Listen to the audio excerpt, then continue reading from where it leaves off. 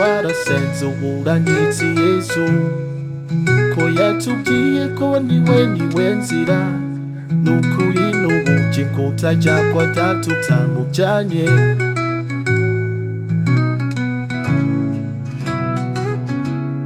Ese urasenga ubudasiba ubibaho byose ubura ushima kuko hari jamani dushakaho muri Kristo Yesu.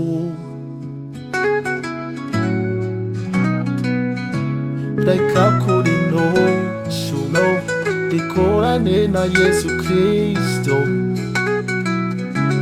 Ese warasenze uburanitsi Yesu Kristo. Ese warasenze uburanitsi Yesu Kristo kuko we naribuka ari ejo ari none no mu bihe byose imbaraga zanjye Imana zigira aho zigera ndetse kwigwanirira uyu mubuyi wanjye bahariho bukoresha kuko Imana niyo buhungiye imbaraga zacu niyo muvunyi utigera abura mu gihe cy'amage. Ese warasenze uburanitsi Yesu Kristo kuko we nahinduka ari ejo ari anyone ndabwiye byo wose.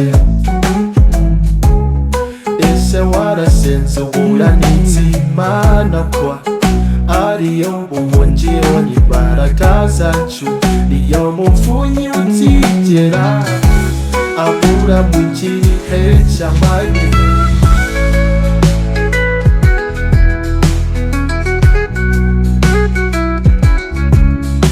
Imana niyo niringiye sinzatinya abantu sinziringira abakomeye.